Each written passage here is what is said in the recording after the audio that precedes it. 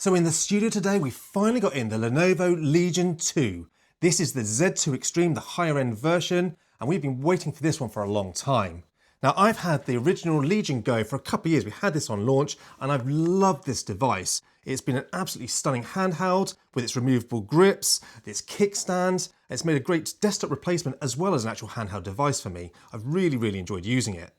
But obviously with most Gen 1 devices, there were a few gripes with it. So let's hope with the price of this bad boy here, it's really expensive, they fix all the little things that they got wrong with the original Legion Go. So today we're going to put them head to head so that you can decide whether you pick up a much cheaper, especially now, Legion Go from 2023, or whether you stump up the 1100 UK pounds for the top of the range Legion Go 2. Now before we actually start comparing these two models, I do want to talk about specifications. Because this year, Lenovo have offered more configurations with the Legion Go 2. You can now get this model with either the Z2 chip or the Z2 Extreme chip. You can also choose between 16 and 32 gigabytes of RAM and the amount of SSD space in the actual device itself. Though personally, I'll always buy the lowest one and upgrade it myself, and there will be a video on that one soon.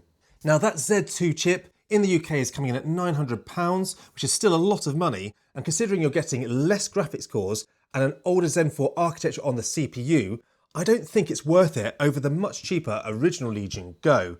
So either, in my opinion, get that Z2 Extreme chip or pick yourself up one of the older Z1 Extreme models. Now my model came in at £1,100 in the UK, and for that I got 32GB of high-speed RAM, a 1TB SSD, and it also gets that beautiful OLED display which all of the Legion Go 2s get. We get that much bigger battery than we do in the Legion Go. So although it is expensive, you're getting a lot of features for this model. Now the original Legion Go, this came out at about £799. This has the Z1 Extreme chip. It has 16GB of RAM and a 1TB SSD. So you can see there is quite a big difference in price between the older models and this new model. They really pushed that price up this year. Now I find the same with most of the other handhelds out there. We've just looked at the MSI Claw A8 and that was £850. So this is even more expensive by quite a margin over that MSI A8 console.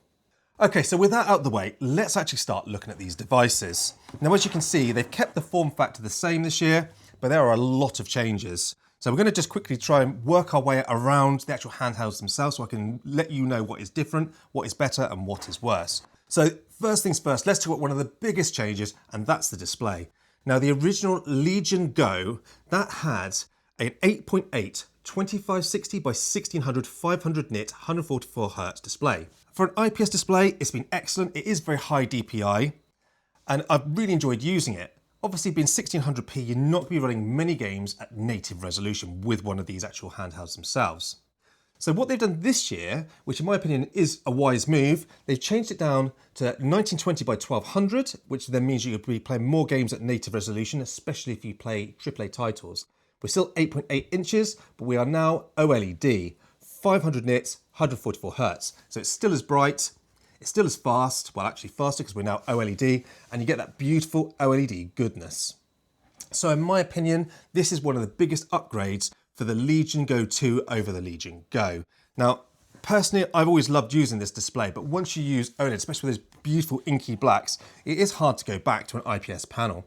And I think that does certainly increase the cost of this console quite a lot over the original Legion Go. I think that's where a lot of the money has gone. Now, as you can see, we still have the detachable controllers, which we'll look at in more depth in a minute, but they are now much more ergonomic. You can see we've got much more rounded corners on those control pads than you did on the old ones.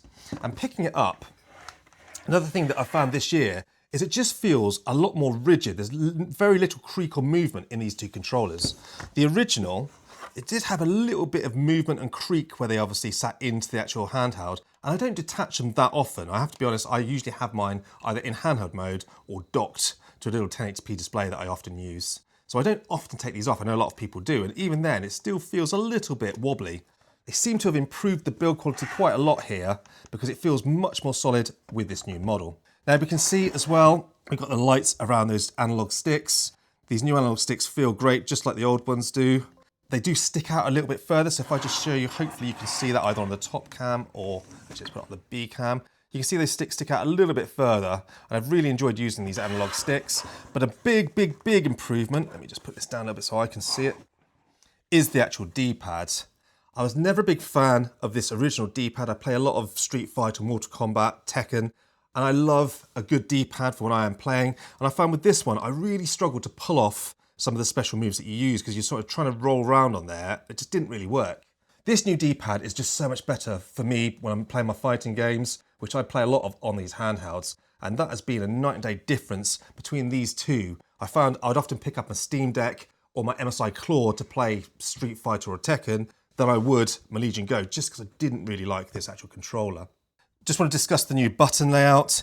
As you can see, we've now got an extra 2 buttons here compared to the old Legion, and then we've obviously still got the 2 buttons down here, but they've actually moved the functionality around. So the 2 buttons that you've got on these here, the menu and the view, those have now been moved up over here. So you've got view and menu, and you've now got these desktop and page buttons here, and I do really like these. I love the task switcher, that's really handy, I use that a lot. And obviously you can use this to minimize, which is to get back to your desktop. When you are using a handheld, that's a really quite handy button to use. Now, as always, we're using the Space software to remap any of these buttons. I've been quite happy with the Space software. It has had quite a few little facelifts over my time since using the original Legion Go, but you can see it's quite well laid out. The Space software is the same no matter which version of Legion you get. So we can see we've got the profiles, the store, the library, the settings, and the controllers. So I'm usually in my settings menu where you can obviously change your profiles. We will talk more about that a little bit later on when we go to the performance section. As we look at the top of the consoles, you can see that the new Legion Go is a little thicker than the original Legion Go. It's also slightly heavier and very slightly taller as well if we put them side by side. It is a very slightly bigger device, though once you are holding it, it doesn't feel any heavier to me. These are both quite heavy 8-inch handhelds. But what we will notice is, as you can see, the layout, the button placement has been moved to the other side of the console, just in case that's confusing. And it's now much, much bigger, which I really love, and includes a fingerprint reader. The power button now is much better experience. Before, I'd often forget where the power button is because I'm using a lot of different handhelds, so it was in a real odd place. So now it's much bigger, well lit, and a fingerprint reader. It's a much better experience, and being on the left, I don't know, it just feels more natural to me. You'll also see we've got much higher venting. That's the air output, it comes in through the back. So you can see we've got the nice little grille here on the new one, and then the grille right across there on the old one. But the air out exhaust is much bigger now, and that certainly translates into the fan noise, which again we will look at the performance section. You can see we've got some speaker grills here. They've both got 2 upward firing speakers, and they sound like this. Speaker tests of the Legion Go 2 versus the Legion Go, starting with the Legion Go 2 and 50% volume on both.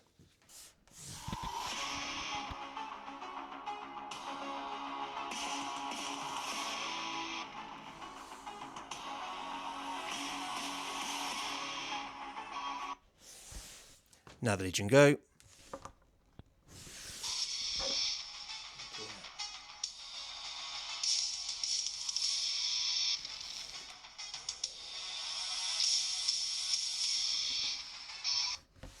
80% volume.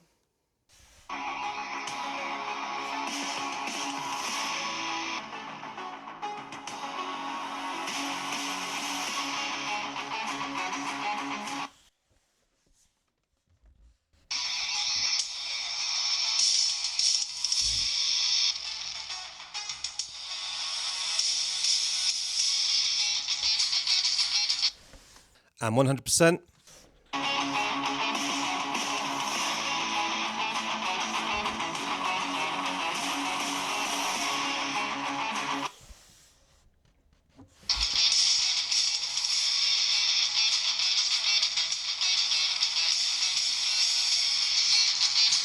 Now they're both upward firing speakers, but there's been a massive, massive improvement in quality this year. The Legion Go's speakers sound awful in comparison to the new Legion Go 2. And I'm not a big fan of upward firing speakers on a handheld. I much prefer the forward firing speakers of the MSI Claw, but they've had to do this realistically because those controllers are detachable on this model, so they've had to keep them on the top. So I think it's a fair trade-off to keep the actual form factor of this Legion Go. As we move to the ports, you can see we've got one USB 4 on the top of both of these, but the old Legion Go had its SD card slot and headset jack on the top.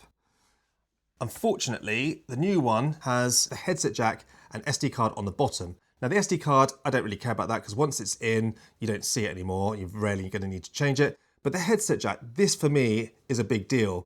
I very often use my Legion Go on its kickstand with headphones and often a keyboard and mouse and an external screen. And I could just plug my headset into the top on my original Legion Go and I was away.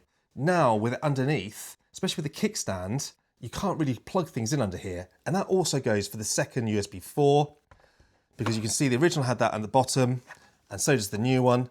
Now when I first got this, I thought that would be really useful so that when you're using it in your hand, you'd plug in from the bottom and it wouldn't get in your way. And I suppose to a degree that does. But when you are using these on a desk or in like a, with just the kickstand and a controller or to a whole docking station, having that second one on the bottom pretty much makes it unusable unless you have the thing lying down on your desk or like bumped up.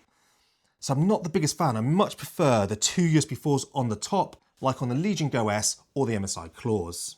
Now I am nitpicking a little bit, and I know some people may in the comment section say, well, it is nice to have that option at the top and bottom, but this is just my experience from using this for the last 2 years. Now, they've still kept the kickstand this year, which I absolutely love. This has been one of my greatest features of the Legions, having a kickstand, because I use this all the time. As much as I love using these for racing games and fighting games, I still like to play a lot of strategy games, so I will often sit this down and use a control pad or a keyboard and mouse with this device. I absolutely love having that kickstand. That for me is one of the big features of the Legion Go over any of the other handheld devices. But one thing I would mention with these, they are made of plastic. They do feel a little bit flimsy. You need to pick it up from the middle, otherwise it will sort of like sit a bit lopsided. But again, I'd take that any day though over not having a kickstand. So now we've looked around the actual devices themselves and had a look at some of these external changes. I want to talk about these controllers, because if you know anything about the Legion Go, you've always been able to just take these controllers off. They are wireless and then you can use them connected to your device. Now a great feature that I wasn't expecting is that they are backward compatible, so you can swap the control pads over from the Legion Go to Legion Go 2 or vice versa. And I do believe that Lenovo are going to be selling these controllers separately. So if you've got a Legion Go and you like these new controllers, you can buy them for your device rather than upgrade to the whole new console. So that might be a good option for some people, because I'm really liking these new controllers. So let me just quickly whiz one out on each. So as you can see, they are wireless. They fit in your hands and you can buy a little connector to hold them together like an actual control pad. But they are nice and light, solid feeling, but the original one was a little bit sharp around here. It wasn't that ergonomic. This new one does feel so much nicer in your palm. Let's take the other one off here as well. So features wise, they are very similar. So you see they've got the touchpad and it all works remotely, which is fantastic. Now you can use this just like a wireless Xbox controller, and as I say, you can get a little piece that you can connect them in together and use it like a gamepad. There is also the first person mode that you can use as well. Now in each of your Legion box, you get a little dock for the actual control pads. And with that, you can switch this to mouse mode, sit it in the dock. So as you can see from the top cam here, you can put this in this mode, play Call of Duty or Battlefield, and you can use this as if you're using it like a vertical mouse. You can move around, you've got the buttons that you can use, plus you've also got the other one for your actual first person movement. Now personally, I rarely use this mode. It's nice if you're like, you just take the device with you, you're sat on a coffee table and you want to use this mode, but I still, in this day and age, I'll usually just chuck a mouse and keyboard on for when I want to play that type of games, but each their own. And I'd love to know in the comment section down below, does anybody use this first person shooter mode with these control pads? But the fact that they have included this, it is a really nice touch.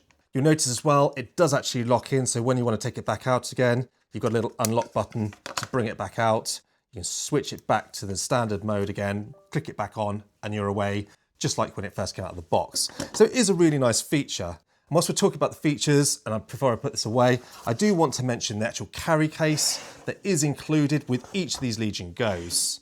So this is a nice feature that both of these do come with a carry case to keep it safe, especially if you bought yourself an Ally or an MSI Claw. Those don't even come with a carry case. You get a little cardboard stand, which is absolutely rubbish when you're spending this much on these devices. But Lenovo have cheaped out a little bit this year. This was the original Legion case. It's nice and hard, solid, opens it up. We've got a nice little strap to help you lift it out of the box. We've even got a little tab, magnetic flap tab, so you can charge it whilst it's in this little case. This is a truly excellent little case. This year we've got a much softer case. You can see we've still got a little bit of an indent here, so it sits in here nicely. There's no little charging port. It's a bit smaller, which I suppose is an advantage. And then you do have the pockets for the actual base and what have we got here? And they give you a nice little strip here so that you can actually cover the connector there to make it more comfortable when you are using it in the first person mode. That's a nice little touch. Again, it's not something I will ever use, but it sits in here nicely in the box with a nice little Velcro tab there to keep it safe along with the actual base plate. So you're not going to lose these, and that is a nice little feature. But they've certainly cheaped out on this case this year compared to the original one. Bit of a downgrade. Still, I suppose at least we do get one. But you are paying a lot of money for these devices, so it's a shame if you get a downgrade in anything. Okay, so now we've looked around both these devices and given them a sort of good run around. Let's go and put it over onto the desk and start testing the performance. Okay, so I've moved over to my handhelds testing desk. I've been doing a lot of content on handhelds at the moment. I absolutely love them. So I've set myself a whole dedicated area. Now I do have a nice USB-C dock with monitor, keyboard and mouse and a USB-C charger, so I can work easier when I'm getting the data backward and forward. And both of these Legions work perfectly with my nice Razer dock that I'm running here, which then means I've got a full desk setup when I need it. Now, going straight into performance to start with, we're going to look at CPU. Now, running Geekbench 6 on both these units, we're seeing a nice uplift on this Z2 Extreme. Now, we tested in all three of the main profiles. Now, the biggest improvement is the actual quiet mode. The original quiet mode on the Legion Go was really sluggish in gaming and in 2D and CPU mode. And you can really see that in the Geekbench 6 performance in this graph. Then as we move up to both the balanced and the performance mode, we're getting a really good boost in those CPU single cores. That means that the whole unit feels more responsive and apps will load quicker. And the actual multi-core scores are about 15% faster than the original Z1 Extreme in the Legion Go. So overall, a nice snappy uplift in that CPU without much of an increase in power draw. Now, as we move to the graphics performance, we're going to start off by talking about plugged in, so mains powered. I did all my testing on both the dock and a 100-watt USB-C charger. And again, we saw a really nice boost in the actual performance on the GPU between the Legion Go and the Legion Go 2. But I want to mention that they have increased the power draw on some of the profiles. So starting off with the quiet mode, the original Legion Go had 9 watts on mains on that quiet mode, whereas the new Legion Go 2 has now moved up to 14 watts. So that's quite a big difference, especially in those lower wattage. That extra sort of 5 to 6 watts makes a massive difference to the performance on this device. Then as we move to the balanced, we had 20 watts on mains on the Go, and we've now got 25 watts on the Go 2, leading to a much better increase in performance on the actual Legion Go 2. And then as we move to the full power mode, we're getting 31 watts on both devices in that performance mode. Now, using Cyberpunk 2077, I ran both these consoles in the actual 1200p Steam Deck profile, and there was a massive increase in performance on this Go 2. For a start, the quiet mode on the original Legion Go, powered on quiet, was really painful. We've got 11 frames per second in this actual mode, whereas we've got playable frame rates on all three of the profiles on the Legion Go 2. Now in the performance mode, both running at 31 watts, we actually received about 35 frames per second on the original Go and 49 on the Go 2. So that's a big difference. Now, not only is that obviously Z2 Extreme chip slightly more powerful, especially in the GPU, than the original Legion Go, but we have 32 gigabytes of RAM in this model and only 16 gigabytes on my original Legion Go, which I think is a lot of the bottleneck in these tests. Now, out of the box, when you buy your Legion Go, it was set to just set 2 gigabytes to dedicated onto that graphics card. So I did go into BIOS and up that to 8 gigabyte, because with 32 gigabytes installed on the console, we've got plenty to spare. So I just also want to quickly talk about fan noise as well between these two units whilst we've been running these in all the different profiles. First things first, idle fan noise. Now, they've really improved the thermal performance on this Legion Go 2. The fans do sound so much nicer. The original Legion Go has a very slight whistling sound. It's not loud, but it's an annoying high-pitched noise that is constantly running on my unit. This new Legion Go 2, I don't get that whistling sound, and also the fans do go off regularly when we are in that quiet mode. Now, once you are gaming in the balanced and performance mode, both of these are running up just under 30 decibels in the balanced, but as we move up to the performance mode, we're getting 44 decibels on the original Legion Go and only about 40 decibels on the Legion Go 2, but we do get some sudden spikes in fan sounds to up to about 48 decibels when it's heavily hitting the CPU as well as the GPU. So overall, this is a quieter device, except in certain situations when that fan does ramp up a little bit louder than the original Legion Go. Now, in my time using it, especially in the balanced mode, it has been much more enjoyable just because we haven't got that sort of whistling sound on these fans. Now, I think because it is slightly thicker, we've got some slightly thicker fans in here, and therefore you're not getting that sort of slightly high-pitched sound on those fans themselves. Now, I have spent a lot of time gaming on both of these devices already, and I've noticed straight away that this does certainly feel more solid, as I mentioned in my sort of first impressions earlier on when I was checking around the devices. But because of these nice curved grips on the Go 2, it is certainly a lot more comfortable to actually use and game. Now, this isn't the most uncomfortable handheld, and the backing is nice and rounded, and it's easy to grip, but you've got much sharper lines on the front, and they will cut into your hands a little bit more than they do on this new, much more rounded Go 2. So I'm definitely preferring the ergonomics of this Go. The actual D-pad is another area of massive improvement. Running some Street Fighter on this device, it's so much easier to pull off the moves with this new D-pad. The original D-pad was an absolute travesty for actually any fighting games that I tried on this device, to the point where I actually ended up having to use the analog stick when I played fighting games. Not anymore. I can now use my D-pad again. Now, moving over to the battery life of this device. As I mentioned earlier on, this has got a 50% bigger battery in it, so we are going to get more battery life than the original anyway. But I've been really surprised with the performance on battery. So I ran Shadow of the Tomb Raider on both of these devices in all three of the profiles, and it really surprised me how well this new Legion Go 2 manages its thermal profiles whilst it is on battery.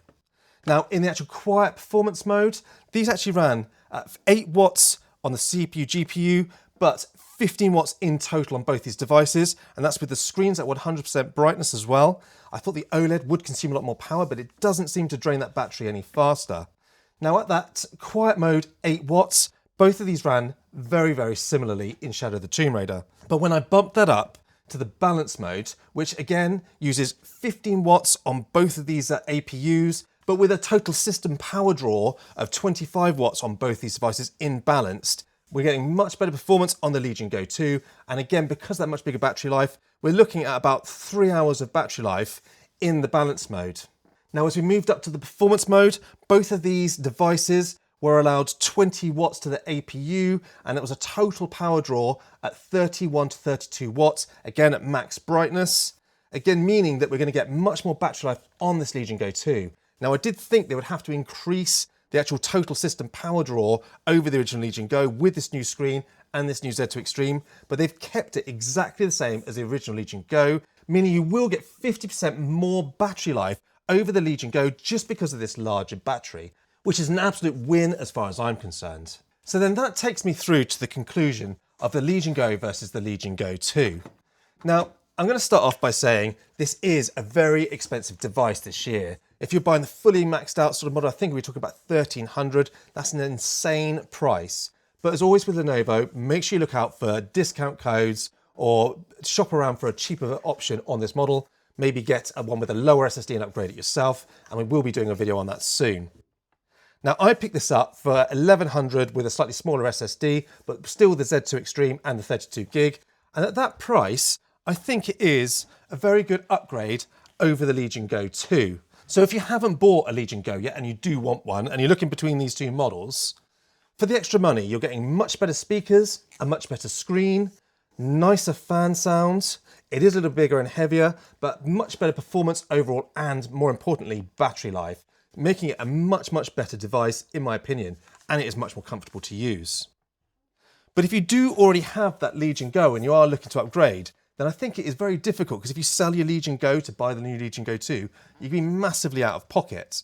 Now, because the actual controllers are backwards compatible, maybe it's something you want to consider, if it's to have the more comfortable new Legion Go 2 controllers, is to buy some of those for your original Legion Go, because the performance isn't drastically better. You're just talking CPU, quite a bit of a bump, but GPU-wise, an extra few frames per second on your games. You can easily adjust the settings and make these both playable on most AAA titles out there. Well, that's my thoughts of the Legion Go versus the Legion Go 2. Personally, I think this really is a fantastic device, but it is very expensive. Now, if I didn't have one of these devices, I would buy this Legion Go 2 over the original Legion Go. But if I owned it, I don't think I would upgrade it for that extra amount of money. But as always, I'd love to know what you guys think. Would you consider buying this new Legion Go 2, or do you reckon it's worth sticking with that original Legion Go? Put your comments down below and I will get back to you. And as always, thanks for watching.